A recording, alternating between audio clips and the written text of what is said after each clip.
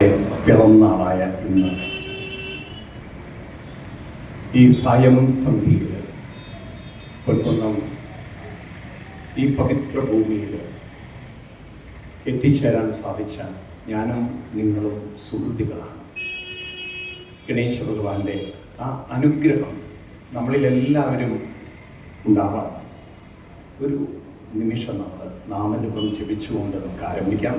എല്ലാവരും നിവർന്നിരുന്ന് ചൊല്ലണം, കണ്ണടച്ച് ചൊല്ലണം, ഗണപതി ഭഗവാനെ മനസ്സിൽ കണ്ടുകൊണ്ട് ചൊല്ലണം. ജയ് ഗണേശ ജയ് ഗണേശ ജയ് ഗണേശ പാഹി മാം.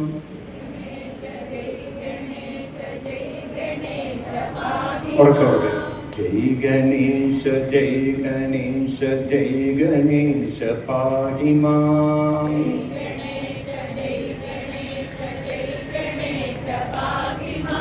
ശ്രീ ഗണേശ ശ്രീ ഗണേശ ശ്രീ ഗണേശ രക്ഷ മാം.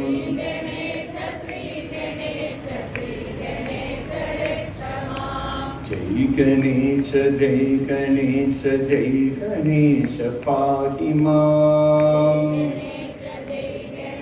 പോരാ, ശബ്ദം പോരാ. ശ്രീ ഗണേശ ശ്രീ ഗണേശ ശ്രീ ഗണേശ രക്ഷ മാം.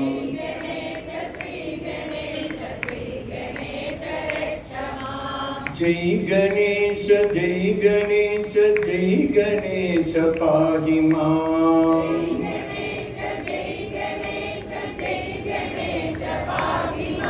ശ്രീ ഗണേശ ശ്രീ ഗണേശ ശ്രീ ഗണേശ രക്ഷ മാം.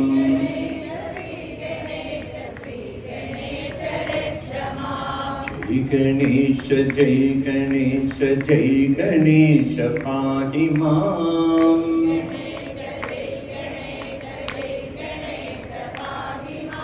ശ്രീ ഗണേശ ശ്രീ ഗണേശ ശ്രീ ഗണേശ രക്ഷ മാം.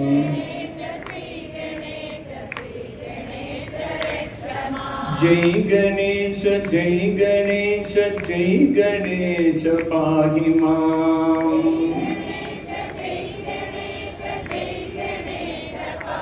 ശ്രീ ഗണേശ ശ്രീ ഗണേശ ശ്രീ ഗണേശ രക്ഷ മാം.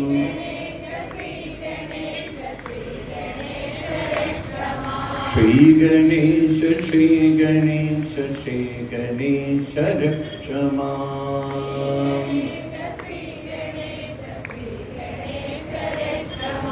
ശ്രീ ഗണേശ ശ്രീ ഗണേശ ശ്രീ ഗണേശ രക്ഷ മാം.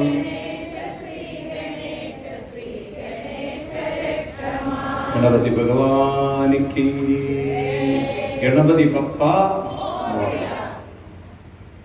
18ാമത് ഗണേശോത്സവം പൊൻകുന്നം രാജേന്ദ്ര മൈതാനിയിൽ ആരംഭിക്കുമ്പോൾ ഈ ധന്യവേദിയെ ധന്യമുഹൂർത്തത്തിൽ അലങ്കരിക്കുന്ന ഏറെ ആദരണീയനും സംപൂജ്യനുമായ സ്വാമി രഘുനാഥ്ജി, അതുപോലെ അമ്പലപ്പുഴ കണ്ണൻ്റെ നാഥമായ ശ്രീ കുമാർജി, സരസ്വതി ടീച്ചർ, അതുപോലെ ഇവിടെ ഭദ്രദീപം പൂർത്തിയ സൂര്യകാരടി മനയിലെ സൂര്യസുബ്രഹ്മണ്യൻ നമ്പൂതിരിപ്പാട്, ഇതിൻ്റെ എല്ലാം ഒരു ചുക്കാൻ പിടിക്കുന്ന ശ്രീ ഹരിജി, അതുപോലെ ചെയർമാനായ ശ്രീ സത്യപാൽജി, ഇതിൻ്റെ മറ്റ് പ്രവർത്തകർ, ഈ നാടിൻ്റെ സുഹൃത്തുക്കളായ അനുഗ്രഹീതരായ സർവോപരി ആത്മബന്ധുക്കളായ നിങ്ങൾക്കെല്ലാവർക്കും എൻ്റെ കോടി കോടി കോടി കോടി പ്രണാമം. നാം ഇപ്പോൾ 2025 വളർന്നിരിക്കുകയാണ്. ഗണേശോത്സവം ചരിത്രത്തിലൂടെ കടന്ന് ഈ ആധുനിക കാലഘട്ടത്തിലെ ആധുനിക വെല്ലുവിളികളിലൂടെ കടന്നു പോകുമ്പോൾ നാം എങ്ങനെയാണ് ഗണേശോത്സവത്തെ നോക്കിക്കാണേണ്ടത്? നമുക്ക് ഗണേശ ഭഗവാനില്ലാതെ ഒരു കാര്യം നടക്കില്ല. നമ്മുടെ ജീവിതത്തിൽ എഴുത്തിനിരുത്ത് ആ സംഭവം തന്നെ ഹരിശ്രീ ഗണപതിയെ കുറിച്ചുകൊണ്ടാണ്. ഒരു വീട് കൊടിയിരിക്കണമെങ്കിൽ അല്ലെങ്കിൽ പാല് വെച്ചണമെങ്കിൽ ഗണപതി ഹോമം വേണം. പിന്നെ അങ്ങോട്ട് ക്ഷേത്രങ്ങളിൽ പോയാൽ ഗണപതി ഇല്ലാതെ പറ്റില്ല. ഗണപതി ഹോമത്തിലാണ് തുടങ്ങുന്നത്. ഗണപതി ഭഗവാൻ നമ്മുടെ ഒരു അവിഭാജ്യ ഘടകമാണ്. ഒരു വശത്ത് നമുക്ക് ഇത്രയും ആരാധനകളൊക്കെ ഉണ്ടെങ്കിലും വേറൊരു വശത്ത് നമ്മൾ നോക്കൂ, കേരളത്തിലെ ഹൈന്ദവ സമൂഹത്തിന്റെ അവസ്ഥ എന്താണ്? നമ്മളിലേക്ക് നോക്കിക്കഴിഞ്ഞാൽ നോക്കൂ, അല്ലെങ്കിൽ ഇത്രയും ആളുകൾ പോരെ. ഇപ്പോഴും നമ്മുടെ ആളുകളിൽ ഒരു ഐക്യബോധം, നമ്മുടെ ആളുകളിൽ ഇത്തരത്തിലുള്ളൊരു ഉത്സവത്തിനോടുള്ള ഒരു അർപ്പണഭാവം, സഹകരണഭാവം, ഇതൊക്കെ കുറവാണ്. എന്തുകൊണ്ട് നമ്മുടെ ഇടയിൽ ഇങ്ങനെ സംഭവിക്കുന്നു? ഞാൻ മനസ്സിലാക്കിയിട്ടുള്ളത്, നമ്മുടെ വളർന്നു വരുന്ന തലമുറകളിലേക്ക് ഗണേശോത്സവം പോലുള്ള ഉത്സവത്തിന്റെ ആധുനിക കാലഘട്ടത്തിന്റെ പ്രസക്തിയെ നമുക്ക് മനസ്സിലാക്കി കൊടുക്കാൻ സാധിച്ചിട്ടുണ്ടോ? അവിടെയാണ് നമുക്ക് ഇത്തരം ഉത്സവങ്ങളിലൂടെ നമ്മൾ കൂടുതൽ ആഴത്തിലേക്ക് വിഷയത്തിലേക്ക് പോകുന്നത്. നമ്മുടെ എല്ലാം ആഘോഷത്തിന് 2 തലങ്ങളുണ്ട്. പലപ്പോഴും നമ്മുടെ ഹിന്ദു സമൂഹം മനസ്സിലാക്കാറില്ല. ആഘോഷങ്ങൾക്കെല്ലാം, ആചരണങ്ങൾക്കെല്ലാം 2 തലങ്ങളുണ്ട്. ഒന്ന്, അതിൻ്റെ പ്രത്യക്ഷമായ മൂർത്തികളെ നമ്മൾ ഘോഷയാത്രയോടുകൂടി കൊണ്ടുവരുന്നു, പ്രതിഷ്ഠിക്കുന്നു, പിന്നീട് നിമഞ്ജനം ചെയ്യുന്നു മറ്റൊരു ദിവസം. ഈ രീതിയിലുള്ള ബാഹ്യമായ ആഘോഷമാണ്, പ്രത്യക്ഷമായ ആഘോഷമാണ്. എന്നാൽ ഇതിൻ്റെ പിന്നിൽ ഒരു പരോക്ഷമായ, ഇംപ്ലൈഡായ, ഡീപ്പായിട്ടുള്ള ഒരു താത്വികമായ ഒരു സന്ദേശമുണ്ട്, ഒരു മെസ്സേജ് ഉണ്ട്. ആ മെസ്സേജാണ് നമുക്ക് ഇന്ന് ആവശ്യം. ഇന്നിവിടെ 2025 ഓഗസ്റ്റ് 27 നമ്മൾ ഗണേശ് ചതുർത്ഥി ആഘോഷിക്കുമ്പോൾ ഭാരതത്തെ സംബന്ധിച്ചൊന്നും വല്ലാത്തൊരു സെറ്റ് ബാക്ക് ദിവസമാണ്. കാരണം 50% താരിഫ് അമേരിക്ക ഏർപ്പെടുത്തി നമ്മുടെ കയറ്റുമതിയെ വളരെയധികം അപ്സെറ്റാക്കിക്കൊണ്ടിരിക്കുന്ന ഒരു നാളിന്റെ ആരംഭം കൂടിയാണ്. ഒരു വശത്ത് ഗണേശോത്സവം, വേറൊരു വശത്ത് നമുക്ക് ചാലഞ്ചുകൾ, പ്രതിസന്ധികൾ. കേരളത്തിൽ നമുക്കറിയാം, ഹൈന്ദവ സമൂഹത്തെ സംബന്ധിച്ച വെല്ലുവിളികൾ ധാരാളമുണ്ട്. ഇന്ന് നമ്മുടെ കുട്ടികളൊക്കെ വിദേശങ്ങളിലേക്ക് പഠിക്കാൻ പോകുന്നു. വീടുകളിൽ കുട്ടികൾ കുറഞ്ഞു വരികയാണ്. കല്യാണ ജീവിതത്തിൽ ഉണ്ടാകുന്ന പ്രശ്നങ്ങൾ, കുടുംബ ജീവിതത്തിൽ ഉണ്ടാകുന്ന പ്രശ്നങ്ങൾ, ആരോഗ്യ പ്രശ്നങ്ങൾ, ഇതിനൊക്കെ നമുക്കൊരു മാറ്റം ഉണ്ടാക്കണമെങ്കിൽ ഗണേശോത്സവം പോലുള്ള ഉത്സവങ്ങളുടെ പിന്നിലുള്ള താത്വികത ഉൾക്കൊള്ളാൻ നമ്മൾ തയ്യാറായാൽ, ഐക്യം കൊണ്ടും സഹവർത്തിത്വം കൊണ്ടും സ്നേഹം കൊണ്ടും കുറേയൊക്കെ നമുക്ക് പ്രചോദനം കൊണ്ട് മുന്നോട്ട് പോകാൻ ഒരു കരുത്തുണ്ടാവും. അല്ലെങ്കിൽ നമ്മൾ ഒറ്റപ്പെട്ടവരാകും. നമ്മളിങ്ങനെ പോയി കഴിഞ്ഞാൽ, കുറേ കഴിഞ്ഞാൽ ഒരു പരസ്പര കൈകോർക്കാനില്ലാതെ നമ്മൾ അങ്ങനെ പോവും നമ്മുടെ ഹിന്ദു സമൂഹം. ഇതിനൊരു മാറ്റം വരുത്തണമെങ്കിൽ എനിക്ക് നിങ്ങളോടൊപ്പമുള്ള വിനീതമായ അപേക്ഷ, നമ്മൾ ഈ ഗണേശോത്സവത്തിന്റെ താത്വിക പ്രസക്തി, ആ വാക്ക് നിങ്ങൾ മറക്കരുത്, താത്വികമായ പ്രസക്തി. ഞാൻ ഭാഗവതം കൈകാര്യം ചെയ്യുന്ന രാജാര്യനാണ്. ഭാഗവതത്തിൽ പറയും, ഏതാവതേത് ജിജ്ഞാസ്യം തത്വ ജിജ്ഞാസുനാത്മന. ഏത് കഥയുടെ പിന്നിലും, ഏത് രൂപങ്ങളുടെ പിന്നിലും ചില തത്വങ്ങളുണ്ട്. ആ തത്വങ്ങളെ ഉൾക്കൊണ്ടുകൊണ്ട് ഈ കാലഘട്ടത്തിനനുസൃതമായ ആരാധനകളിലേക്ക് നമ്മൾ വളരേണ്ടതുണ്ട്. നിങ്ങൾ ആലോചിച്ചിട്ടുണ്ട്, ഗണേശ ഭഗവാന്റെ രൂപം കാണുമ്പോൾ എപ്പോഴെങ്കിലും ഉള്ളിൽ ചോദ്യം വന്നിട്ടുണ്ടോ? ഒരു ആനയുടെ തലയും മനുഷ്യന്റെ ഉടലും എലിയെ പോലുള്ള ഒരു വാഹനം വെക്കുന്ന ഒരു ഭഗവാനെ എന്തിനാണ് നമ്മുടെ പൂർവികന്മാർ സങ്കല്പിച്ചിരിക്കുന്നത്? ഇനിയുള്ള തലമുറ ചോദിക്കും, ഇതര മതസ്ഥർ ചോദിക്കും, ഇതൊക്കെ പോസിബിൾ ആണോ? ആനയുടെ തലയുള്ള ഒരു ദൈവം പോസിബിൾ ആണ്? ഒരു എലിയുടെ മുകളിൽ സഞ്ചരിക്കുന്ന ഒരു ഭഗവാൻ പോസിബിൾ ആണ്? ഇതിനെന്തുത്തരം നമ്മൾ നൽകണം? എന്തുത്തരം നമുക്ക് ആവശ്യമാണ്? ഞാൻ മനസ്സിലാക്കിയിട്ടുള്ളത്, ഇതിന്റെ പിന്നിൽ വലിയ സന്ദേശങ്ങളുണ്ട്. ഗീതയിൽ കൃഷ്ണൻ പറയും, യഥാ യഥാ ഹി ധർമ്മസ്യ ഗ്ലാനിർഭവതി ഭാരത അഭ്യുത്ഥാനമധർമ്മസ്യ തഥാത്മാനം സൃജാമ്യഹം. ഓരോ സമയത്തിലും സന്ദർഭത്തിലും ആ ധർമ്മത്തിന് ഗ്ലാനി സംഭവിക്കുമ്പോൾ ഭഗവാൻ അവതരിക്കുന്നു. അപ്പൊ ഗണേശ് ഭഗവാന്റെ അവതാരത്തിന്റെ പിന്നിലുള്ള ലക്ഷ്യം എന്തായിരിക്കണം? ഏതത് വിഭൂതിമസത്വം സേമതൂർജിതമേച്ച. ഏതൊരു അവതാരത്തിന്റെ പിന്നിലും ഒരു വിഭൂതിത്വം, പിന്നിലൊരു സന്ദേശമുണ്ട്. ഈ സന്ദേശത്തെ നിങ്ങൾ മനസ്സിലാക്കി തലമുറകളിലേക്ക് പകർന്നു കൊടുക്കാൻ സാധിച്ചാൽ അടുത്ത തലമുറയ്ക്ക് ഇതിന്റെ പിന്നിലുള്ള ഒരു ലോജിക്ക്, ഇതിന്റെ പിന്നിലുള്ള സയൻസ് മനസ്സിലാവും. ആനയുടെ തല ഗണപതി ഭഗവാന് വെച്ചിട്ടുള്ളത് എന്ത് സന്ദേശം തരാനായിരിക്കും? ഞാൻ മനസ്സിലാക്കിയിട്ടുള്ളത്, ആന, അതും കൊമ്പനാന, ഒരു നേതൃത്വത്തിന്റെ പ്രതീകമാണ്. ഒരു കൂട്ടം ആനകളെ ഒരു കൊമ്പന നയിച്ചു കൊണ്ടുപോകുന്ന പോലെ മനുഷ്യ ജീവിതത്തിൽ നമുക്ക് നേതൃത്വ ശക്തിയുണ്ട്. അതുകൊണ്ടാണ് നമ്മളെ നരൻ എന്ന് വാക്ക് വിളിച്ചത്. നൃ എന്ന ശബ്ദത്തിനർത്ഥം നേതൃത്വ പാടവമുള്ളവനാണ്. അപ്പൊ നമ്മളിലെല്ലാം ഒരു നേതൃത്വ ശക്തിയുണ്ട്. പക്ഷെ സോ അൺഫോർച്ചുനേറ്റ്, നമ്മുടെ ഹിന്ദു സമൂഹത്തെ സംബന്ധിച്ച് നമ്മളിങ്ങനെ പുറകിലായി പോയി. നിങ്ങൾ നോക്കൂ, കേരളം എന്ന് പറയുന്നത് ഒരു കാലത്ത് ഹൈന്ദവ സമൂഹത്തിന്റെ വളരെയധികം ശക്തിമത്തായ ഒരു നാടായിരുന്നു. ഇതിപ്പോ നമ്മൾ പുറകോട്ട് പോയത് എന്തുകൊണ്ടാണ്? കാരണം നമ്മളിലെ ആ നേതൃത്വ ശക്തി പോയി. നമ്മളിങ്ങനെ അടിമകളും ഇരകളും പിന്നിൽ നടക്കേണ്ടവരാണെന്ന ഒരു ബോധത്തിലേക്ക് നമ്മൾ വന്നുപോയി. അതിന്റെ പ്രധാന കാരണം ഞാൻ മനസ്സിലാക്കിയിട്ടുള്ളത്, എനിക്ക് നിങ്ങളോടൊക്കെ പറയാനുള്ളത്, മനുഷ്യന്റെ സൈക്കോളജി ഇത്രയും ഡീപ്പായി പഠിച്ച ഒരു മതം വേറെ ഇല്ല. നിങ്ങൾ ഗീതയും ഭാഗവതമൊക്കെ പഠിക്കുമ്പോഴേ നിങ്ങൾക്ക് മനസ്സിലാവും. മനുഷ്യന്റെ ഒരു സൈക്കിക് തലത്തിലേക്ക് നമ്മുടെ ഋഷിവര്യന്മാരെ ഇറങ്ങിച്ചെന്നുകൊണ്ട് പറയുകയാണ്, ഒരാളിലെ നേതൃത്വ പാഠവം ഉണരണമെങ്കിൽ, ഒരാളിലെ ലീഡർഷിപ്പ് ക്വാളിറ്റി കൂടണമെങ്കിൽ ഒരാളുടെ ജീവിതത്തിൽ അടുക്കും ചിട്ടയും വേണം. അറ്റ്ലീസ്റ്റ് കാലത്തിനേക്കുന്ന ഒരു സ്വഭാവം നമ്മളിൽ ഇല്ലെങ്കിൽ ഈ മനസ്സിനകത്തുള്ള നേതൃത്വ ശക്തി അത് ക്രമേണ ദുർബലമായി അടിമയായി ഇരയായി. അതുകൊണ്ടാണ് ഇത്രയും ആത്മഹത്യകൾ കേരളത്തിൽ. എന്നും പത്രത്തിൽ ഇതിന്റെ വാർത്ത. എന്തുകൊണ്ട് അടിമകളായിത്തീരുന്നു, ഇരകളായിത്തീരുന്നു? കാരണം ഒരു നേതൃത്വ ശക്തി നമ്മളിൽ ഇല്ലാതെ പോയാൽ അവിടെ മനുഷ്യന് വിദ്യാഭ്യാസം ഉണ്ടായിട്ടും കാര്യമില്ല. ഇന്ന് വിദ്യാഭ്യാസമാണ് എല്ലാം എന്നുള്ളൊരു തെറ്റായ ധാരണ നമ്മുടെ ഹിന്ദു സമൂഹത്തിനുള്ളിൽ വന്നു. കാലത്തും ട്യൂഷൻ, വൈകുന്നേരവും ട്യൂഷൻ, ഒരു അനുഷ്ഠാനമില്ല. നിങ്ങൾ ഇതര മതങ്ങളിലേക്ക് നോക്കൂ, അവർ പള്ളികളിൽ പോകുന്നു, അവരാ കൃത്യതയോടെ എല്ലാം കൊണ്ടു നടക്കുന്നു, അവരെ പ്രാർത്ഥനകൾ കൊണ്ടു നടക്കുന്നു. അതുകൊണ്ട് അവരിൽ ഐക്യമുണ്ട്. ഏത് കാര്യത്തിലും അവരൊറ്റക്കെട്ടാണ്. നമ്മൾ കണ്ടില്ലേ, അടുത്ത ദിവസം 2 കന്യാസ്ത്രീകൾ ഛത്തീസ്ഗഡിൽ പോയി അവിടെ ചെന്നപ്പെട്ട സമയത്ത് അവർ ചില ആളുകളെയൊക്കെ ആദിവാസി സമൂഹത്തേക്ക് കൊണ്ടുപോയപ്പോൾ ഈ കേരളത്തിൽ എന്തൊരു സംഘടിതമായിട്ടാണ് അവർ പ്രവർത്തിച്ചത്. എന്നാൽ വല്ല സ്വാമിജിമാർക്കാണ് പ്രസംഗം, ഒരു ഇളക്കം ഉണ്ടാവില്ല. ഇപ്പൊ തന്നെ നമുക്ക് പലതും കാണാൻ സാധിക്കും.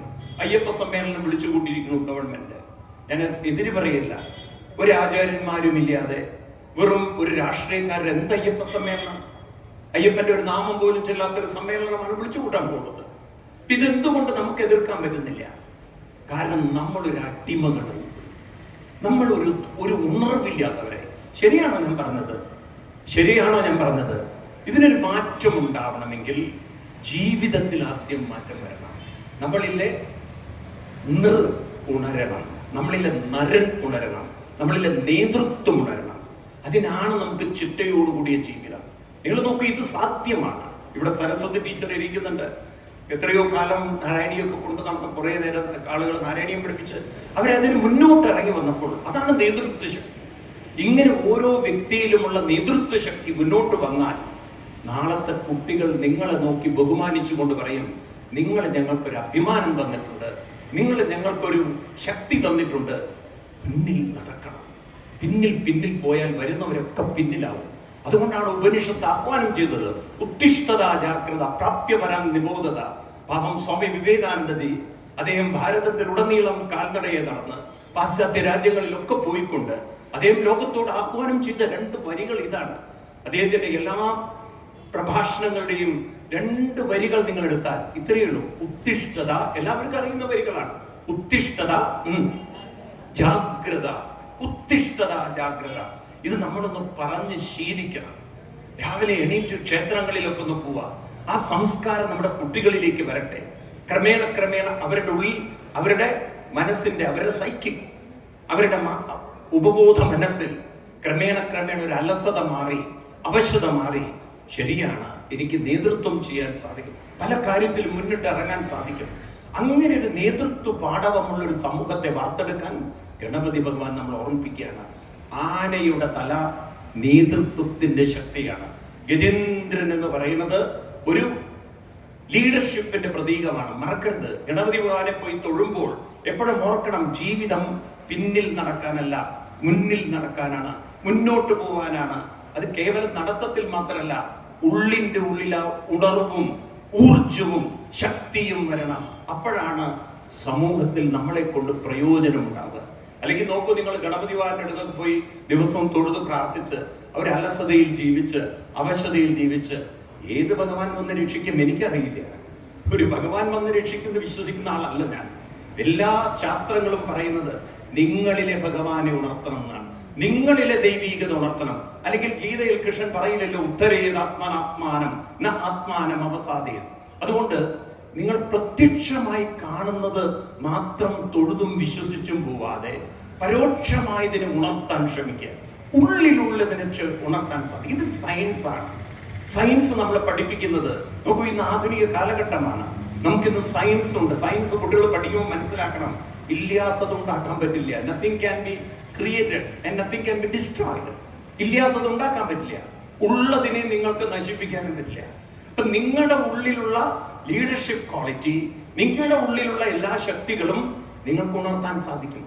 അല്ലാതെ എൻ്റെ ഉള്ളിലുള്ളത് ഉണർത്താതെ ഞാൻ അന്ധമായി പ്രാർത്ഥിച്ച് ഞാൻ ഇതൊക്കെ ഉണ്ടാവുമെന്ന് വിചാരിച്ചാൽ അവിടെ തന്നെ ഉണ്ടാവും, അതിൽ തന്നെ. അതുകൊണ്ടാണ് ഇന്ന് ഹിന്ദു സമൂഹത്തിന് നമുക്ക് വിദ്യാഭ്യാസമുണ്ട്, പക്ഷെ സാമുദായികമായിട്ടോ സാമൂഹികമായിട്ടോ ശക്തിയോ ഒരു കരുത്തുമില്ല. കുട്ടികളാണെങ്കിൽ നോക്കൂ, വിദ്യാഭ്യാസമുണ്ട്, ഇരകളായി മാറുന്നു.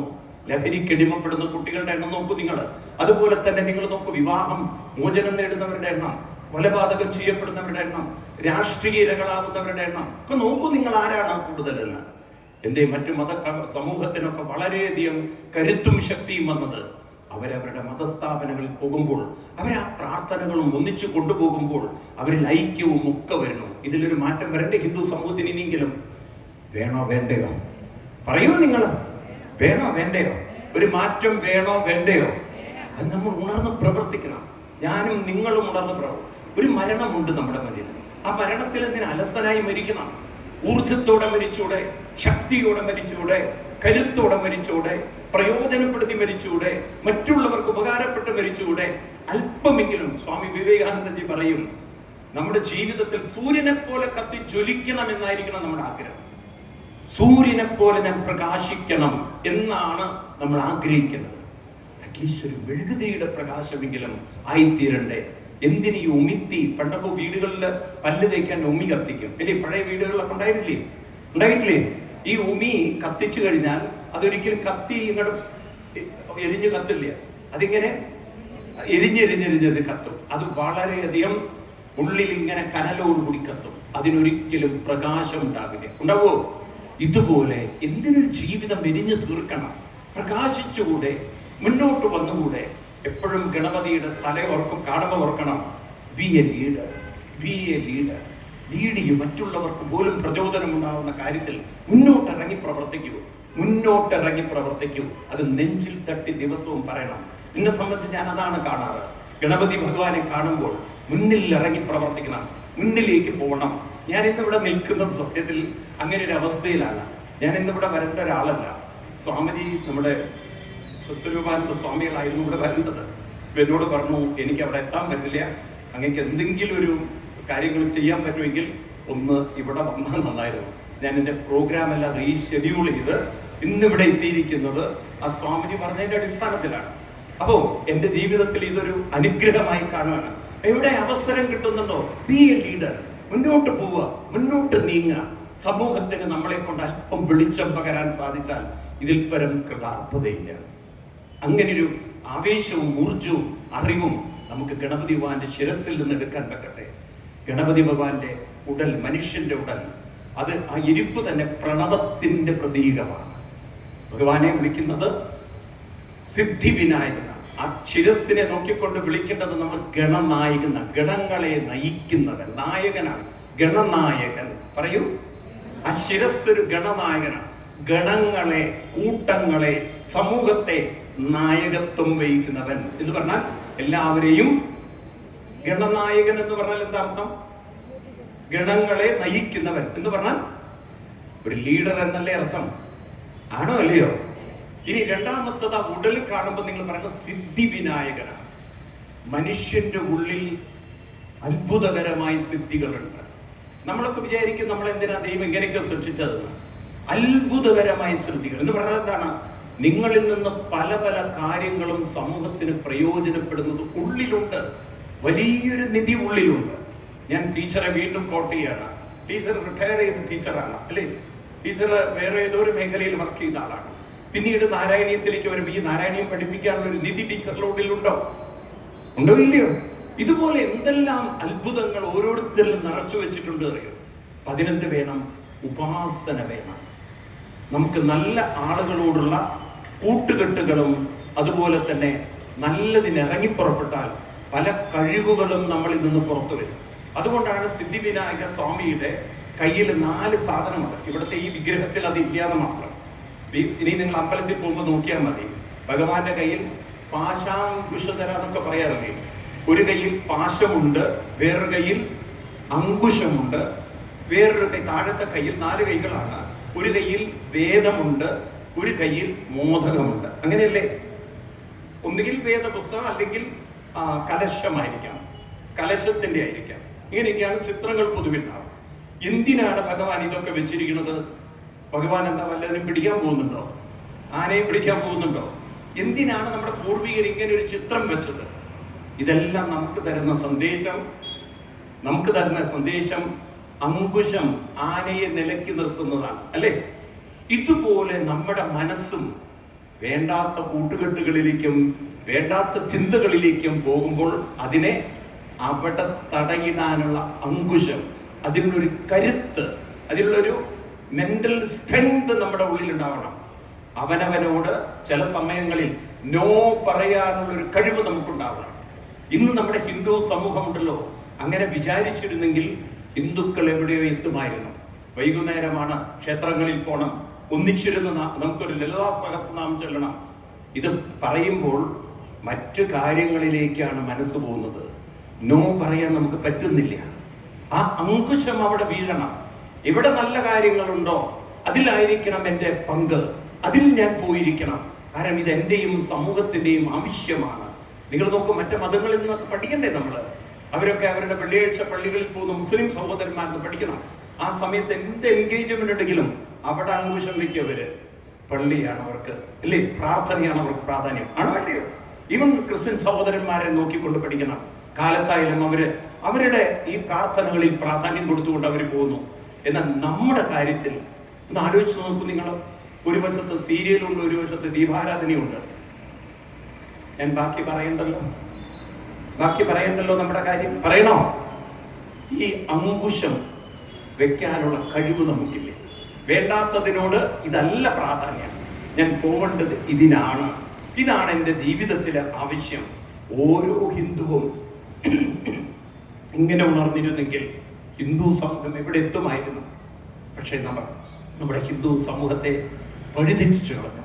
വൈകുന്നേരം ബീവറേജിന്റെ മുന്നിലും രാഷ്ട്രീയ പ്രവർത്തനത്തിലും അമിതമായി തലയിട്ടുകൊണ്ട് നമ്മുടെയൊക്കെ സമൂഹത്തെ ചിന്ന ഭിന്നമാക്കിക്കൊണ്ടിരിക്കുന്നു പലതും. ആണോ?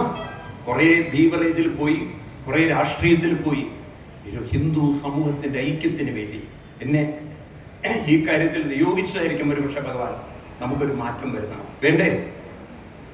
വേണ്ടയോ? എല്ലാവരോടും എനിക്ക് പറയാനുള്ളത് ഒക്ടോബർ 10 എന്നാണ് 10 കാലത്ത് 10 മണിക്ക്, അന്ന് വേൾഡ് മെന്റൽ ഹെൽത്ത് ഡേ ആണ്.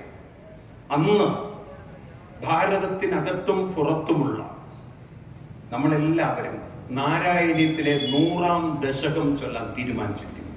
തയ്യാറാണോ നിങ്ങൾ? ഉറക്കെ പറയൂ നിങ്ങൾ. നമ്മളെല്ലാവരും ഒന്ന് പ്രവർത്തിക്കുക, എല്ലാവരും.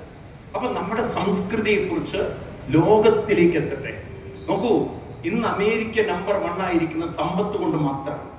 ആണോ അല്ലയോ? എന്നാൽ ഭാരതത്തെ 1ാം നമ്പറാക്കി മാറ്റേണ്ടത് സംസ്കൃതി കൊണ്ടാണ്. ഇത് നമ്മുടെ കയ്യിലുണ്ട്. ഇതിനെ നമ്മൾ എത്തിക്കേണ്ടടുത്ത് എത്തിക്കണ്ടേ? അതിനൊരു കൂട്ടായ പ്രവർത്തനം വേണ്ടയോ?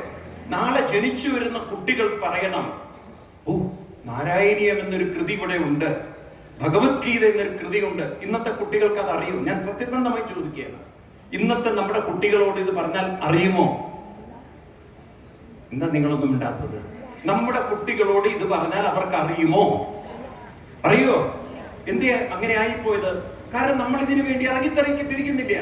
നേരെ മറിച്ച് മുസ്ലിം ഒരു സമൂഹത്തിലാണ് ജനിച്ചെങ്കിൽ ആ കുട്ടിയോട് ചോദിച്ചു നോക്കൂ, നീ ഏത് മതസ്ഥനാണ്? ഞാൻ മുസ്ലിമാണ്. ഏതാ ഗ്രന്ഥം നിങ്ങൾ പഠിക്കുന്നത്? ഖുർആൻ എന്ന് പറയാൻ അവർക്ക് ഒരു വിഷമവുമില്ല. ചെറുപ്പത്തിലെ അവരുടെ രക്തത്തിലേക്ക് അത് അലിഞ്ഞു ചേരുന്നു. ആണോ? ആണോ അല്ലയോ? ഞാൻ ഇത് നിങ്ങളെ കൊണ്ട് ചോദിപ്പിക്കുന്നത് വെച്ചാൽ നമുക്കൊരു മാറ്റം വരുത്തണം. അതുകൊണ്ട് അങ്കുശം ചില കാര്യത്തിൽ, അനാവശ്യ കാര്യത്തിൽ തടയിടാനുള്ള ചില വിൽ പവറുകൾ നമുക്ക് വേണം. ഒരു സമൂഹത്തെ നോക്കിക്കൊണ്ട് നമുക്ക് പറയാൻ സാധിക്കണം, ഒരു സമൂഹത്തിന് നന്മ ചെയ്യണമെങ്കിൽ, ഞാൻ നല്ലത് ഉൾക്കൊള്ളണമെങ്കിൽ കുറച്ചൊക്കെ വേണ്ടാത്ത കാര്യങ്ങളിൽ നിന്ന് എൻ്റെ മനസ്സിനെ മാറ്റി നിർത്തും. എൻ്റെ സ്വാർത്ഥതയിൽ നിന്ന് മാറണം. ഒരു സമൂഹത്തിന്റെ നന്മയിലേക്ക് ഞാൻ ഉയരണം. അങ്ങനെ ചിന്തിച്ചു നോക്കൂ.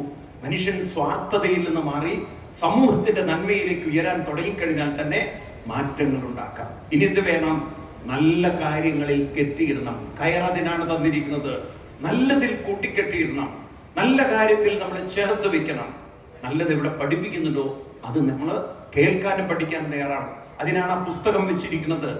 നല്ല കാര്യങ്ങൾ കേട്ട് പഠിച്ചാലേ നമുക്ക് മറ്റുള്ളവർക്കും ഇതെല്ലാം ഒന്ന് പറഞ്ഞു കൊടുക്കാൻ സാധിക്കുള്ളൂ. നമ്മുടെ കുട്ടികൾ അറിവില്ലാത്തവരായി മാറി. നിങ്ങൾ കാണുന്നുണ്ടല്ലോ ചുറ്റുപാടും. നമ്മുടെ കുട്ടികൾക്ക് ഇക്കാര്യത്തിൽ വളരെയധികം ആത്മവിശ്വാസം ഇല്ലാത്തവരാണ്. ഇന്നിപ്പോ നിങ്ങൾക്കറിയാം, പാലയില് അവിടെ ഏറ്റവും വലിയ ട്യൂഷൻ സെന്ററാണ്. പക്ഷേ ഈ പരീക്ഷയെല്ലാം പാസ്സായി MBBS കിട്ടിക്കഴിഞ്ഞാൽ അവിടെ ആത്മഹത്യ ചെയ്യുന്നു. അതുപോലെ തന്നെ IIT ആത്മഹത്യ ചെയ്യുന്നു. എന്തേ ഈ കുട്ടികൾ ഇങ്ങനെ ആത്മഹത്യ ചെയ്യുന്നത്? കാരണം അവർക്ക് പല പ്രശ്നങ്ങളെയും നേരിടാനുള്ളൊരു മനോബലമില്ലാതെ പോയത്. ഒരു അനുഷ്ഠാനം ജീവിതത്തിലില്ല. നല്ലതിനോട് ചേർത്ത് വെക്കാനും വേണ്ടാത്ത ചിന്തകളെ തടയിടാനുമുള്ള ഒരു പരിശീലനം നമ്മുടെ വീടുകളില്ല. ഗണപതി ഭഗവാനെ തൊഴുതു പോയാൽ പോരാ, ഓരോന്നിൽ നിന്നും പാഠങ്ങൾ ഉൾക്കൊള്ളണം. അപ്പോഴാണ് നമുക്കത് പ്രയോജനം ചെയ്യാൻ. നിങ്ങൾക്ക് തോന്നുന്നുണ്ട് തൊഴുതു പോയത് കൊണ്ട് ഗുണമുണ്ടെന്ന്? ഞാൻ ഇത്രയും കാലം ഭാഗവതം കൊണ്ട് നടക്കുന്ന ആചാര്യനാണ്. 101% ഉറപ്പിച്ച് പറയാം, തൊഴുതു പോയത് കൊണ്ട് ഒരു ദൈവത്തിന് നമ്മളെ മാറ്റം വരുത്താൻ പറ്റില്ല. നമ്മുടെ സ്വയം ഉള്ളിൽ മാറ്റങ്ങൾ ഉണ്ടാക്കണം. ഇതാണ് ഭഗവാൻ ശ്രീകൃഷ്ണൻ പറഞ്ഞ അർജുനോട്, എന്നെ നോക്കിക്കൊണ്ടിരുന്നത് കൊണ്ട് കാര്യമില്ല, നിന്റെ ഉള്ളിൽ തോന്നണം നിനക്ക് മാറ്റം ഉണ്ടാക്കണമെന്ന്. അപ്പോഴേ നിന്റെ ഉള്ളിലുള്ള ദൈവീകത ഉണരുള്ളൂ. അല്ലാതെ ഒരാൾക്ക് നമ്മളെ മാറ്റം വരുത്താൻ പറ്റില്ല. കുട്ടികളെ അങ്ങനെ പരിശീലിപ്പിക്കണം. അവരെ നല്ല കാര്യത്തിൽ ചേർത്ത് വെച്ച് കൂട്ടി കൊണ്ടുപോകണം അച്ഛനമ്മമാര്. അപ്പോഴാണ് ശരിക്കും ഒരു അച്ഛനമ്മമാരായി മാറുന്നത്. ഭാഗവതത്തിൽ തന്നെ ഇഷ്ടംമാതിരി കഥകളുണ്ട്. നിങ്ങൾ ഭാഗവതത്തിലെ ധ്രുവചരിതം എടുത്തു നോക്കിക്കഴിഞ്ഞാൽ ജീവിതത്തിലെ പ്രതിസന്ധികളിലൂടെ കടന്നു പോകുന്ന ഒരു മകനെ ആത്മീയതയിൽ കൂട്ടിച്ചേർത്ത് കെട്ടി മുന്നോട്ട് കൊണ്ടുപോകുന്ന ഒരു അമ്മയെ ഓർത്തുകൊണ്ട് മകൻ പറയുന്ന വരികളുണ്ട്. കുലം പവിത്രം ജനനീ കൃതാർത്ഥ വസുന്ധര പുണ്യവതി. എൻ്റെ അമ്മ എനിക്ക് തന്നിരിക്കുന്ന ഒരു ശക്തി ഉണ്ടല്ലോ, ആത്മീയ സമ്പത്തുണ്ടല്ലോ, അതാണ് എൻ്റെ ജീവിതത്തെ തളർത്താതെ മുന്നോട്ട് കൊണ്ടുപോയത്. ഇത് പറയാൻ നമ്മുടെ കുട്ടികൾക്ക് സാധിക്കണം. നിങ്ങൾ എല്ലാവരും ഈ കാര്യത്തിൽ ഒന്ന് ഉണർന്നു പ്രവർത്തിക്കണം. നമുക്ക് ഇനിയെങ്കിലും വാൽമീകി മഹർഷി പറഞ്ഞ ഒരു വാക്ക് നിങ്ങൾ ഓർക്കുക, മാനിഷാദാണ്, അരുത് കാട്ടാളാണ്. നമ്മളോട് തന്നെ പറയാ, ഈ കാട്ടാള ജീവിതം മാറ്റണം. എന്താ കാട്ടാള ജീവിതം? സ്വാർത്ഥ ജീവിതം. അവനവന്റെ ലോകത്തിൽ അവനവന്റെ ഇഷ്ടത്തിൽ ജീവിച്ചുള്ള ഒരു ജീവിതം. അത് മാറ്റിക്കൊണ്ട് നമ്മൾ പറയണം, നമുക്ക് വേണ്ടത് കൃഷ്ണൻ പറയുന്നത് പോലെ ലോകസംഗ്രഹമേവാവി സംപശ്യൻ കർത്തുമർഹതി. ഒരു ലോകത്തെ കണ്ടുകൊണ്ട് ജീവിക്കൂ അർജുന. ലോകസംഗ്രഹം എന്ന് പറയുക, വാക്ക് ഉറക്കെ പറയൂ. കൃഷ്ണൻ നമ്മളെ പഠിപ്പിക്കുന്ന അതാണ്. നിഷാദന്റെ ജീവിതമല്ല, ഒരു കാട്ടാള ജീവിതമല്ല, സ്വാർത്ഥതയുടെ ജീവിതമല്ല. ഏതാ വേണ്ടത്? ലോകസംഗ്രഹമേവാവി എന്ന് പറഞ്ഞാൽ എന്താ അർത്ഥം? ഒരു സമൂഹത്തിന്റെ നന്മ നോക്കിക്കൊണ്ട്, ഒരു സമൂഹത്തിന്റെ ഐക്യം നോക്കിക്കൊണ്ട്, ഒരു സമൂഹത്തിന്റെ ഒത്തൊരുമ നോക്കിക്കൊണ്ട് മുന്നിട്ടിറങ്ങാൻ സാധിച്ചാൽ അവിടെയാണ് നമ്മൾ നല്ലതിനോട് ചേർത്ത് കെട്ടുന്നതും വേണ്ടാത്തതിൽ അങ്കുശം വെച്ച് മാറ്റി നിർത്തുന്നതും. വേണ്ടേ? അങ്ങനെ നിങ്ങൾ ജീവിക്കാൻ തുടങ്ങി നോക്കൂ. മോദകം ജീവിതം, ആമോദകം ജീവിതം സന്തോഷമുള്ളതാവും. ജീവിതം മറ്റുള്ളവർക്കും സന്തോഷം പകരുന്നതായിരിക്കും. ജീവിതത്തിൽ വേറെ എന്താ വേണ്ടത്? നമുക്ക് ചുറ്റും സ്നേഹിക്കുന്നവര്, ചുറ്റും സഹായിക്കുന്നവര്, ചുറ്റും ആത്മീയതയുള്ളവര്, ചുറ്റും പ്രചോദനം തരുന്നവര് അങ്ങനെ ഉണ്ടെങ്കിൽ ആ ഒരു ചുറ്റുപാട് നല്ലതല്ലേ? ഇന്നിപ്പോ കുശുമ്പും അസൂയയും സ്വാർത്ഥതയും കൊണ്ട് ഹിന്ദു സമൂഹം മാറിക്കഴിഞ്ഞു. എന്തുകൊണ്ട് നമ്മൾ ഇങ്ങനെ ഒരാൾ നന്നാവുന്ന മറ്റൊരാൾക്ക് ഇഷ്ടമില്ലാതെ എന്തുകൊണ്ട്? കാരണം അങ്ങനെ ഒരു ആത്മീയ സംസ്കൃതിയിൽ നമ്മൾ വളർത്തിയിട്ടില്ല. നിങ്ങൾ നോക്കൂ, മുസ്ലിം സമുദായത്തിൽ നോക്കൂ, ഒരാൾ തളർന്നാൽ പിടിച്ചുയർത്താൻ ആയിരക്കണക്കിന് ആളുകളുണ്ട്. എന്റെ ഹിന്ദു സമൂഹം തളർന്നാൽ ആരും തിരിഞ്ഞു നോക്കാനില്ലാതെ പോയത്. കാരണം അങ്ങനെ ഒരു സംസ്കാരം നമ്മൾ വളർത്തിയെടുത്തില്ല. ഇനി അതിൽ മാറ്റം വരുത്തണ്ടേ? വേണോ വേണ്ടയോ? ഇക്കാര്യം ഇനി കുട്ടികളൊക്കെ കുറഞ്ഞു വരികയാണ്. നമ്മൾ ഒറ്റക്കെട്ടായി നിന്നിട്ടില്ലെങ്കിൽ നമ്മൾ ആര് രക്ഷിക്കും എന്നുള്ളൊരു പ്രാർത്ഥനയും കൊണ്ടാ നടക്കുക. അതുകൊണ്ട് നമ്മൾ പ്രവർത്തിക്കുന്നതാണ് പ്രാർത്ഥന, പ്രവൃത്തിയാണ് പ്രാർത്ഥന. മനസ്സിലായില്ലേ? അതിനാണ് ഉപാസന. ഉപാസന എന്ന് പറഞ്ഞാൽ നല്ല കാര്യങ്ങളിൽ ചേർന്ന് നല്ലതിനോടൊക്കെ പ്രവർത്തിച്ച് നല്ലതൊക്കെ പഠിച്ച് നല്ലത് പങ്കുവെച്ചുകൊണ്ട് ഒരു ജീവിതം നമ്മൾ എല്ലാവരും മുന്നോട്ട് നയിക്കാൻ തയ്യാറാവണം. ക്ഷേത്രങ്ങളെയൊക്കെ അതിനു വേണ്ടി നമ്മൾ ഉപയോഗിക്കണം. കഴിഞ്ഞ ദിവസം കേരളത്തിലെ ബഹുമാന്യ ഹൈക്കോടതി ഒരു കാര്യം പറഞ്ഞു, വളരെ വ്യക്തമായി, നമുക്ക് അനുകൂലമാണ്. കേരളത്തിലെ ഹൈക്കോടതി പറഞ്ഞു, ക്ഷേത്രങ്ങളൊന്നും ഒരു കാരണവശാലും നിങ്ങളുടെ ആർഭാടം നടത്താനോ അല്ലെങ്കിൽ നിങ്ങളുടെ രാഷ്ട്രീയ പാട്ടുകൾ പാടാനോ ഉള്ളതല്ല. ക്ഷേത്ര സംസ്കാരം കൊണ്ട് നടക്കാൻ മാത്രമായിരിക്കണം ക്ഷേത്രം. ഇനി കുറെ കഴിഞ്ഞാൽ നോക്കും നിങ്ങൾ, നാരായണീയവും ഭാഗവതത്തിനൊക്കെയാണ് ക്ഷേത്രം. അതുപോലെ തന്നെ ഒന്നിച്ചുള്ള നാമജപങ്ങൾ. നമ്മുടെ കുട്ടികളെ ലളിതാ സഹസ്രനാമം പഠിപ്പിക്കണം, നമ്മുടെ കുട്ടികളെ വിഷ്ണു സഹസ്രനാമം പഠിപ്പിക്കണം. ഒരു കുട്ടി പോലും ഇതൊന്നും അറിയാത്തവരായി നമ്മുടെ സമൂഹത്തിൽ ഉണ്ടാവരുത്. അങ്ങനെയുള്ള കുട്ടികളെ ആയിരിക്കണം നിങ്ങൾ വളർത്തിയെടുക്കേണ്ടത്. മനസ്സിലായില്ലേ? ഞാൻ നിങ്ങളോട് വെറുതെ പറയല്ല, ഇന്ന് കാലഘട്ടം അതാണ്.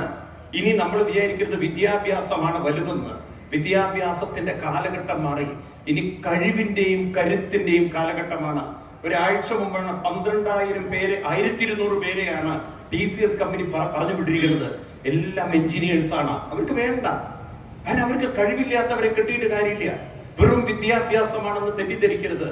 എലൻ മസ്ക് എന്ന് പറയുന്ന ഏറ്റവും വലിയ ശതകോടീശ്വരനായ ഒരാള്, അദ്ദേഹത്തിന്റെയാണ് ഇപ്പൊ ലോകത്തിലെ ഏറ്റവും വലിയ വില കൂടിയ കാറുകളും അദ്ദേഹമാണ് റോക്കറ്റുകളൊക്കെ അയക്കുന്നതൊക്കെ. അദ്ദേഹം വലിയൊരു കമ്പനിക്ക് വേണ്ടിയിട്ട് റിക്രൂട്ട്മെന്റിന് വേണ്ടി കൊടുത്ത അഡ്വർടൈസ്മെന്റ് ഇതാണ്: I don't want educated but I want skilled. എനിക്ക് വിദ്യാഭ്യാസമുള്ളവരെ വേണ്ട, എനിക്ക് കഴിവുള്ളവരെ മതി. ഈ കഴിവ് എവിടെ നിന്ന് കിട്ടും? ഈ കഴിവുണ്ടാവാൻ എന്താ വേണ്ടത്? ഉപാസനയാണ്.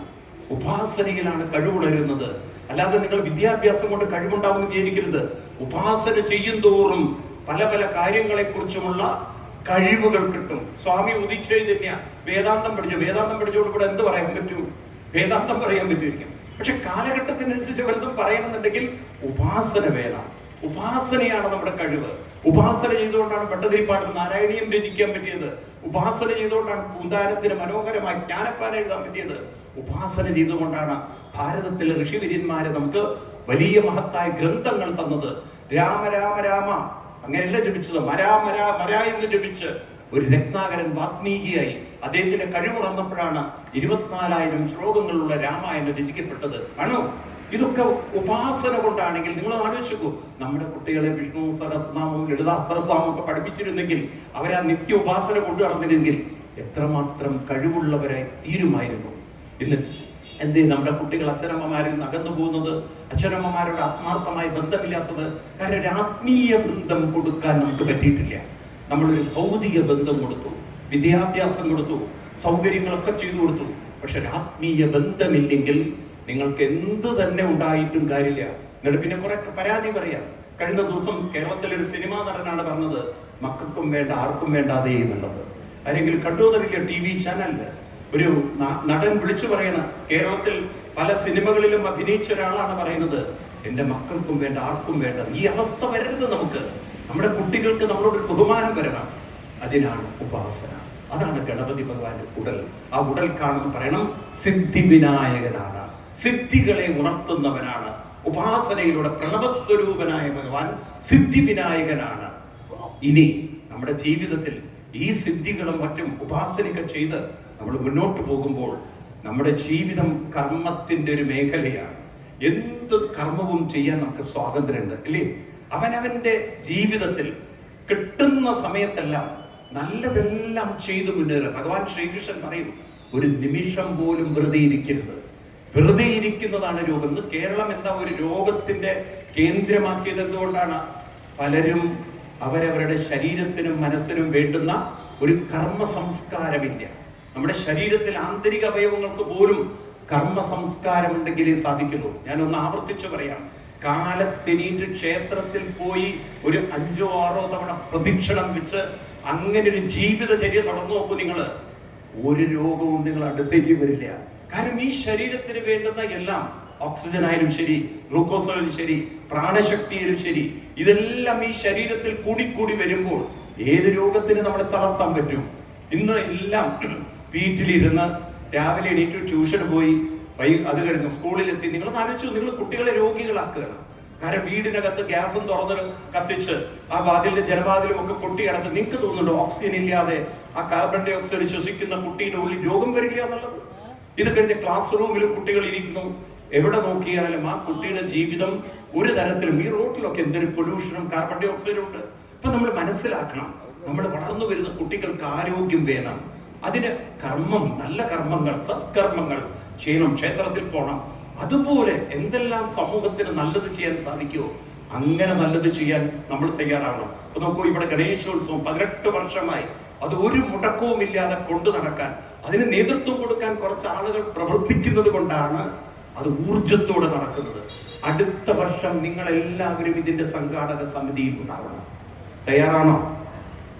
കേട്ടതേ ഇല്ല, ഞാൻ പറഞ്ഞത് കേട്ടോ. ഞാൻ എന്നെ കൊണ്ട് ചെയ്യാൻ പറ്റുന്ന ഒരു സത്കർമ്മം ചെയ്യും എന്ന് പ്രതിജ്ഞ ചെയ്യാൻ തയ്യാറുള്ളവർ എത്ര പേരുണ്ട്? ഞാനും ഇതിന്റെ ഒരു സംഘാടകനാവും, ഞാനും ഇതിനു വേണ്ടി പ്രവർത്തിക്കും, എന്റെ സമൂഹത്തിന് വേണ്ടി പ്രവർത്തിക്കും. ഒന്ന് കൈകൊക്കെ എത്ര പേർക്ക് പറ്റും? നിങ്ങൾ ഇത്രയും പേരെ വിചാരിച്ചാൽ മതി. അടുത്ത വർഷം ഈ പൊൻകുന്നം മാറി മറയും. പറഞ്ഞില്ലേ 2023 എങ്ങനെയായിരുന്നു? അതിന്റെ ഒരു ഡബിൾ ആയിരിക്കും 2026. ആ പ്രതിജ്ഞ വെച്ചിട്ട് വേണം ഇവിടെ നിന്ന് പോവാൻ. തയ്യാറാണോ? ഒരു കൈയടിക്കും നിങ്ങൾ അതിന്റെ നിങ്ങൾ അപ്രീഷിയേറ്റ് ചെയ്യും. Yes, I am ready for that. നമ്മളെല്ലാവരും വിചാരിച്ചു കഴിഞ്ഞാൽ മാറ്റം വരുത്താൻ സാധിക്കും. മാറ്റങ്ങൾ ഉണ്ടാകുന്നത് ഉള്ളിൽ നിന്നാണ്. മാറ്റം ഒരിക്കലും പുറത്തുനിന്ന് വരില്ല. ഓരോ വ്യക്തിയിൽ നിന്നുണ്ടാകുന്ന മാറ്റമാണ് ഒരു സമൂഹത്തിൽ ഉണ്ടാകുന്ന മാറ്റം. ഇന്നിപ്പോ കുറച്ചു പേരെ പ്രവർത്തിക്കുന്നുള്ളൂ എങ്കിൽ നാളെ ഞാനും പ്രവർത്തിക്കും. ആ പ്രവൃത്തിയുടെ പ്രചോദനമായിരിക്കണം ഭഗവാന്റെ വാഹനം എലി. എലി എന്ന് പറയുന്നത് നിങ്ങൾ നോക്കൂ, ഇത്രയും വലിയൊരു കുടവയറിനായിരിക്കുന്ന ഗണപതി കുഞ്ഞെലിയുടെ മുകളിൽ സഞ്ചരിക്കുമ്പോൾ എപ്പോഴെങ്കിലും വിചാരിച്ചിട്ടുണ്ട് എങ്ങനെ സാധിക്കുന്നത്? ആദ്യത്തെ എനിക്ക് സംശയം ഉണ്ടായിരുന്നു. ഞാനും വളർന്നു വരുന്ന സമയത്ത് ഇങ്ങനെ ചിന്തിക്കുകയായിരുന്നു. പിന്നെയാണ് ഈ മൗസ്, കമ്പ്യൂട്ടറിലെ മൗസ് കണ്ടപ്പോഴാണ് മനസ്സിലായത് എലി എന്ന് പറയുന്നത് കർമ്മമാണ്. കാരണം മൗസ് ഉണ്ടെങ്കിലേ നമുക്ക് കമ്പ്യൂട്ടറിന്റെ അകത്തേക്ക് ക്ലിക്ക് ചെയ്ത് കയറാൻ പറ്റുള്ളൂ. അതാണ് നമ്മുടെ. പിന്നെ ലോകത്തിൽ ഏറ്റവും കൂടുതൽ കൊടീശ്വരനായിട്ടുള്ള ഒരാളെ മിക്കി മൗസിനെ വെച്ചിട്ട്, കാർട്ടൂൺ വെച്ചിട്ടാണ് കൊടീശ്വരനായി മാറിയിരിക്കുന്നത്. എലിയെ വെച്ചുകൊണ്ടുള്ള കാർട്ടൂൺ ഉണ്ടാക്കിക്കൊണ്ട്. അപ്പൊ ഒരു കാര്യം നോക്കൂ, എലിയിലെ സാധ്യതകൾ എത്രമാത്രം ഉണ്ടെന്ന്. അപ്പൊ നമുക്കിപ്പോൾ എലി എന്ന് പറയുന്നത് കെട്ടി വെച്ച് കൊല്ലാനും വിഷം വെച്ച് കൊല്ലാനും ഉള്ളൊരു സാധനമാണ്. നമ്മളിപ്പോ എലി അങ്ങനെയാണ് കാണുന്നത്. പക്ഷെ എലിയിൽ വേറൊന്നുണ്ട്. എല്ലാം തുരന്ന് അകത്തേക്ക് പോയി കാതലെടുക്കുന്ന, അല്ലെങ്കിൽ എന്താണോ അതിന് വേണ്ടുന്ന ആഹാരം എടുക്കുന്ന എലിയെ പോലെ കർമ്മത്തിലൂടെ സത്ഫലങ്ങൾ എടുത്തുകൊണ്ട് അത് മറ്റുള്ളവരിലേക്ക് വിതരണം ചെയ്യാനുള്ള സത്കർമ്മത്തിന്റെ പ്രചോദനമായി ഇതിയെ കാണാം. കർമ്മത്തിന്റെ മുകളിലൂടെ സഞ്ചരിച്ചുകൊണ്ട്, ഉപാസനകളുടെ സിദ്ധി വികസിപ്പിച്ചുകൊണ്ട് സമൂഹത്തിന് നേതൃത്വം കൊടുക്കാൻ ഒരു പ്രചോദനമാണ് ഗണപതി ഭഗവാൻ. ഈ 3 വാക്കുകൾ നിങ്ങളുടെ തലയിൽ ഉറപ്പിച്ചുകൊണ്ട് ഞാൻ ഉപസംഹരിപ്പിക്കുകയാണ്. ഇവിടെ ഇനിയും പ്രഭാഷണത്തിന് ആചാര്യന്മാരൊക്കെ ഉണ്ട്. അപ്പോൾ 1 മണിക്കൂർ സമയമാണ് ഞാൻ എടുക്കുന്നത്. അപ്പൊ അതുകൊണ്ട് എല്ലാവരോടും വിനീതമായി പറയാണ്, നമ്മൾ കേവലം ഗണപതി ഭഗവാനെ തൊഴുതു പോയാൽ പോരാ. ആ ശിരസ് കാണുമ്പോൾ നമുക്ക് ഓർമ്മ വേണം, ശിരസ് കാണുമ്പോൾ ഓർമ്മ വേണം വിഘ്നേശ്വരനാണ് ഭഗവാൻ, ഗണനായകനാണ് ഭഗവാൻ. അപ്പോഴാണ് നമ്മുടെ ജീവിതത്തിൽ മുന്നോട്ട് പോകാൻ. അതുപോലെ തന്നെ ഉടൽ കാണുമ്പോൾ ഓർക്കണം സിദ്ധി വിനായകനാണ്, ഉപാസനയിലൂടെ സിദ്ധികൾ ഉണർത്തേണ്ടവരാണ് നമ്മൾ. അതുപോലെ ആരെയാണ്? എലിയെ കാണുമ്പോൾ നമ്മൾ പറയണം വിഘ്നേശ്വരൻ. സകല വിഘ്നങ്ങളും മാറിക്കിട്ടണമെങ്കിൽ നാം സത്കർമ്മങ്ങൾ ചെയ്തുകൊണ്ടിരുന്നാൽ നമ്മുടെ ഉള്ളിൽ ആ സത്കർമ്മത്തിന്റെ ഫലമായി എല്ലാ വിഘ്നങ്ങളും മാറും. ഇതൊക്കെയാണ് നമ്മൾ ഗണപതി ഭഗവാനിൽ നിന്നും പഠിക്കേണ്ടത്. ഒരു ഗണപതി ക്ഷേത്രത്തിൽ പോയ പണ്ടുള്ളവരെ ഏത്തമിടിക്കും. ഈ ഏത്തം ഇടുന്നത് ഇന്നിപ്പോ ഇല്ല, അതൊക്കെ പോയി. ഇന്നിപ്പോ ഏത്തടാനൊന്നും പറ്റാതെ. പണ്ടൊക്കെ ഏത്തടെന്ന് പറഞ്ഞാല് കൈമുട്ട് രണ്ടും താഴെ തൊടുന്ന വിധത്തിലൊക്കെ ഏത്തണ്ട് അങ്ങനെയൊക്കെ പണിഷ്മെന്റ് കിട്ടിയവരുണ്ടോ സ്കൂളിലൊക്കെ? അച്ഛനമ്മമാരിൽ നിന്ന് അങ്ങനെയൊക്കെ പണിഷ്മെന്റ് കിട്ടിയവർ എത്ര പേരുണ്ട്? കൈമുട്ട് താഴെ തൊടുന്ന വിധത്തിൽ ഏത്തട്ടവർ എത്ര പേരുണ്ട്? ആരും ഇല്ല ഇവിടെ നിന്നോ? എത്ര പേര്? കൈ പൊക്കം ഒന്ന് കാണട്ടെ. ഇപ്പൊ അതൊക്കെ മാറി. അപ്പൊ അങ്ങനെ ഇപ്പൊ പല ക്ഷേത്രങ്ങളിലൊക്കെ പോയാൽ നമ്മൾ കാണുന്നത് അറിയാം, ഇങ്ങനെ പിടിച്ച അവിടെ മാത്രമേ ഇളകുള്ളൂ, ബാക്കിയൊന്നും ഇളകാതെ. എന്നാൽ ശരിക്കും നമ്മൾ ഏത്തട്ട് കഴിഞ്ഞാൽ ഇപ്പോ അതിനെക്കുറിച്ച് പറയുന്നത് ഞാൻ പറയുന്നതൊക്കെ ഒന്ന് സെർച്ച് ചെയ്തൊക്കെ ഗൂഗിളിലൊക്കെ. അമേരിക്കയില് ഒരു പഠനം നടത്തിയവര്, അതായത് ഓട്ടിസം ബാധിച്ച കുട്ടികൾ അവര് ഭയങ്കര വയലന്റ്, എന്ന് വെച്ചാൽ കോൺസെൻട്രേറ്റഡ് അല്ല. ഇന്നിപ്പം നമ്മുടെ കുട്ടികളിൽ ആ പ്രശ്നം വരുന്നുണ്ട്. ഒരുപാട് മൊബൈൽ അഡിക്ഷൻ വരുമ്പോൾ അവർ ഫോക്കസ്ഡ് അല്ല, ഭയങ്കരമായിട്ട് മൈൻഡ്, അവരുടെ ബ്രെയിൻ വളരെ വളരെ റെസ്റ്റ്ലെസ് ആവും. ഇന്ന് അതിന് ഹൈപ്പർ എന്നൊരു ഉണ്ടോ, ഒരു ഹൈപ്പർ ബ്രെയിനാണ്. ഈ ഹൈപ്പർ ബ്രെയിൻ ഉള്ള കുട്ടികളെ നിങ്ങൾ ചീത്ത പറഞ്ഞാൽ പെട്ടെന്ന് വയലന്റ് ആവും. അതുകൊണ്ടാണ് ഇന്ന് നോക്കൂ, എന്ത് പറയുമ്പോഴേക്കും അടി, ഇടിക്കുത്ത്, ഭാര്യയെ ഒരു കരുടയില്ലാതെ കൊല്ലുന്നൊക്കെ എന്തുകൊണ്ടാണ്? ആ ബ്രെയിൻ കൺട്രോൾ ചെയ്യാനുള്ളൊരു കഴിവ് നമ്മുടെ സമൂഹത്തിന് നഷ്ടപ്പെട്ടുകൊണ്ടിരിക്കുക. പണ്ടുള്ളവർക്കും ദേഷ്യമുണ്ട്, പണ്ടുള്ളവരും ഭയങ്കരമായി ദേഷ്യപ്പെട്ട് അടിക്കുകയും ചെയ്യും. പക്ഷെ അവർക്ക് കുറച്ച് കഴിഞ്ഞാൽ കരുണയുമുണ്ട്. അവർ അതിന് പറയും, സാരല്ല, ഞാൻ നന്മയ്ക്ക് വേണ്ടിയിട്ടല്ലേ ഞാൻ, അങ്ങനെ പറയാറില്ലേ? ഈ തരത്തിൽ ഇന്ന് ഇല്ല. ഇന്ന് അതൊക്കെ മാറി. ഇത് നമ്മൾ മനസ്സിലാക്കേണ്ടതാണ്, മനുഷ്യൻ അവന്റെ ബ്രെയിൻ കൺട്രോൾ വളരെ കുറവാണെന്നാണ്, കൂടുതലാണോ? പറയൂ, കുറഞ്ഞു വരികയാണ്. ഈ ഏത്തടുമ്പ് എന്ത് സംഭവിക്കുന്നു ചോദിച്ചു കഴിഞ്ഞാൽ, കാത് രണ്ടും പിടിച്ച് നമ്മൾ കുനിഞ്ഞ് താഴോട്ട് കുനിഞ്ഞ് തല മുകളിലേക്ക് ഉയർത്തുന്ന സമയത്ത് നമ്മുടെ തലച്ചോറിനകത്തുള്ള ന്യൂറോൺസിന്റെ പ്രവർത്തനത്തിൽ വലിയൊരു മാറ്റം വരുന്നുണ്ട്, നമ്മൾ അറിയുന്നില്ല.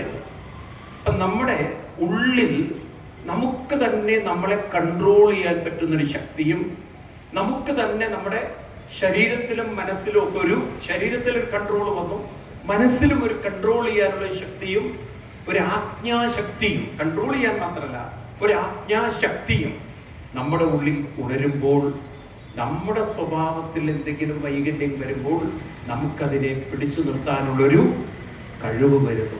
ഇപ്പൊ ഗണപതി ക്ഷേത്രത്തിൽ പോയി ഏത്തമിടുന്നത് ഒരു തലമുറയെങ്കിലും രക്ഷിക്കാൻ നമുക്ക് സാധിക്കുന്ന തരത്തിലുള്ള ഒരു എക്സസൈസ് ആയിരുന്നു.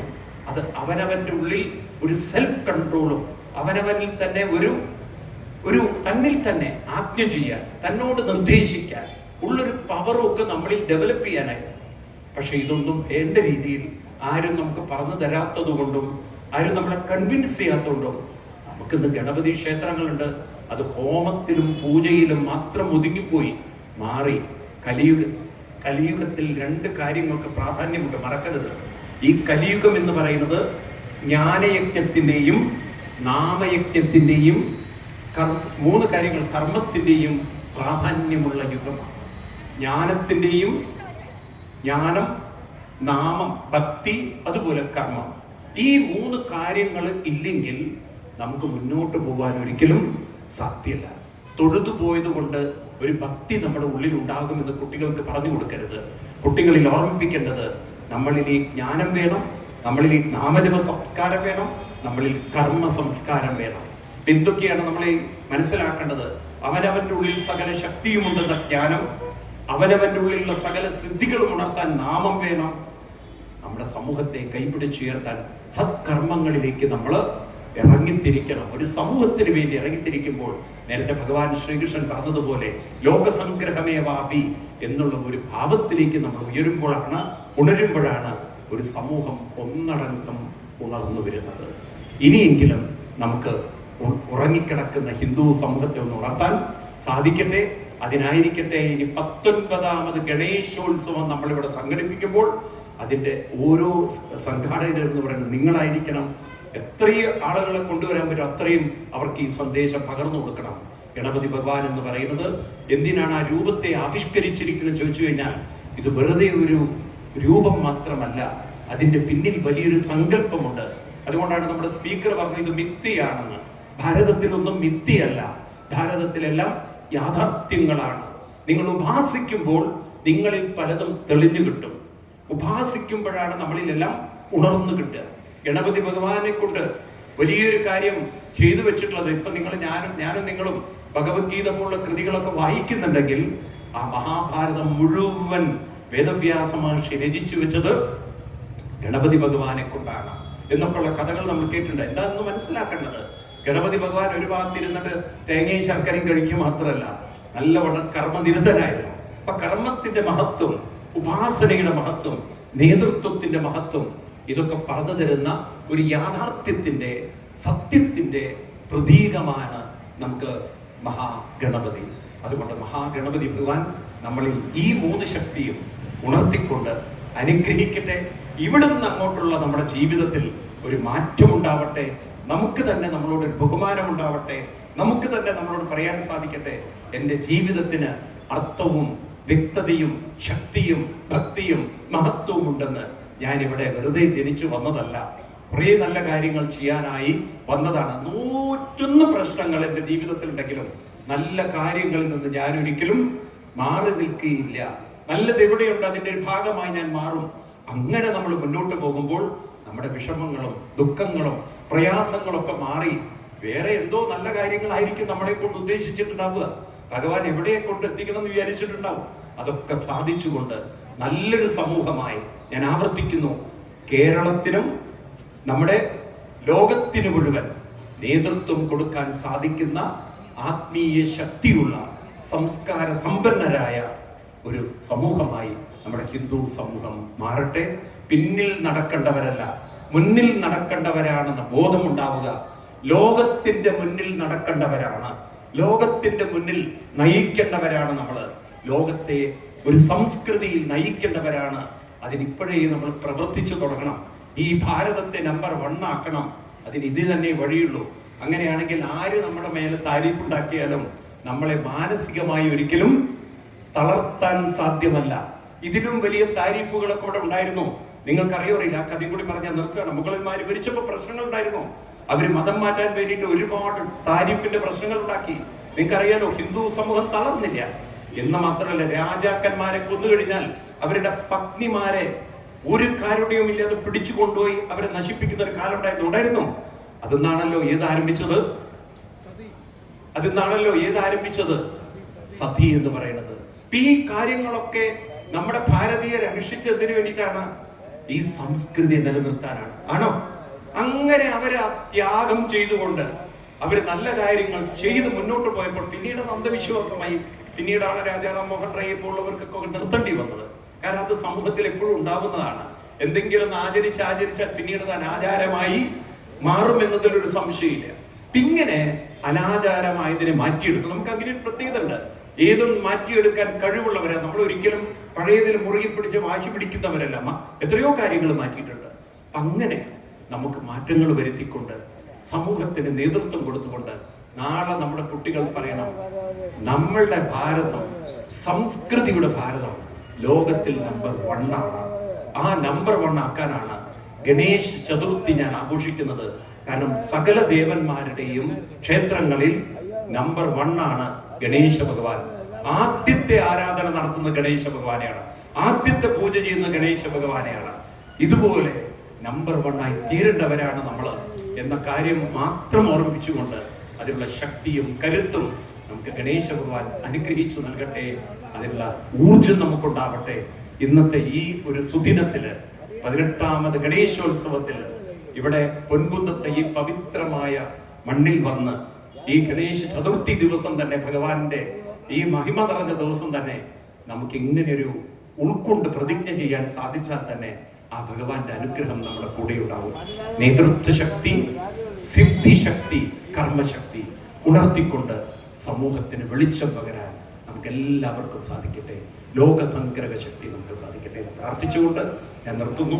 പ്രണവസ്വരൂപനായ ആ ഗണപതി ഭഗവാനെ ഒരു 3 ഓങ്കാരം ചൊല്ലിക്കൊണ്ട് നമുക്ക് ഒന്ന് ഉപാസിച്ചുകൊണ്ട് സ്മരിച്ചുകൊണ്ട് നിർത്താം. എല്ലാവരും നട്ടെല്ല് നിവർന്ന് ഇത് നിങ്ങൾ കുട്ടികളെ കൊണ്ടൊക്കെ ചൊല്ലിക്കണം.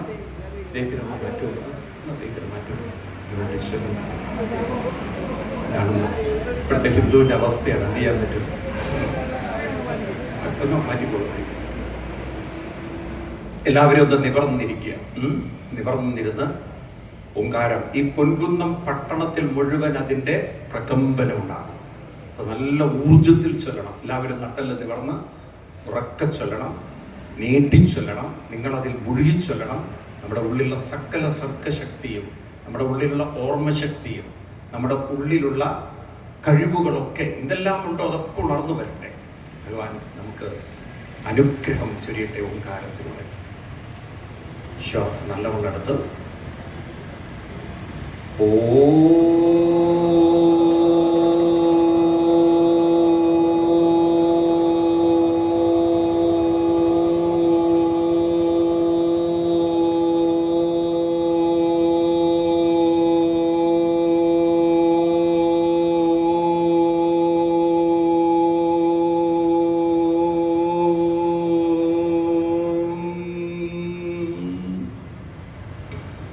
ശ്വാസം നല്ലവണ്ണം എടുക്കണം.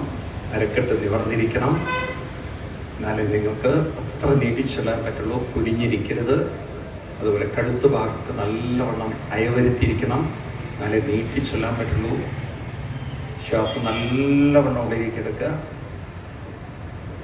ഒരുമിച്ച് ചെല്ലണം. ഓ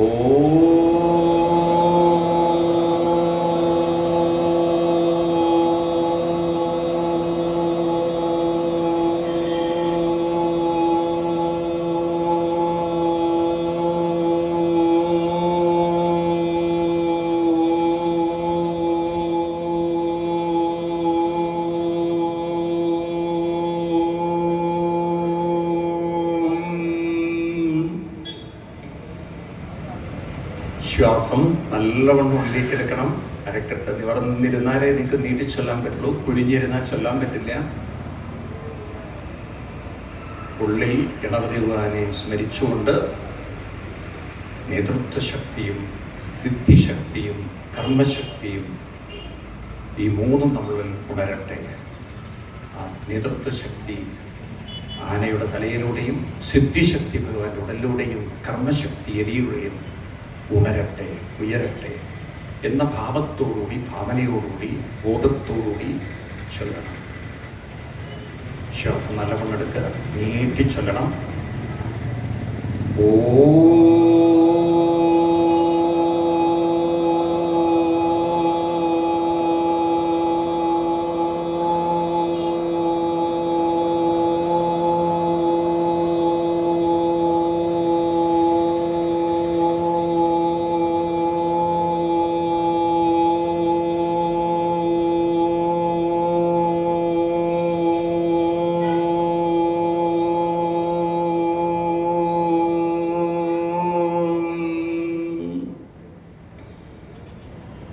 വക്രതുണ്ഡ മഹാകായ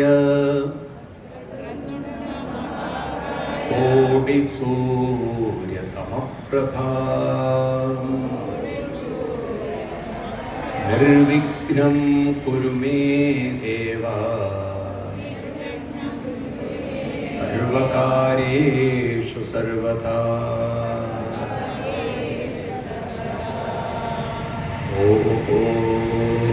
ശാന്തി ശാന്തി ശാന്തി. ശ്രീ ഗുരുഭ്യോ നമഃ. സിദ്ധിവിനായക സ്വാമി കീ. സിദ്ധിവിനായക സ്വാമി കീ. സിദ്ധിവിനായക സ്വാമി കീ. ഗണപതി ബപ്പ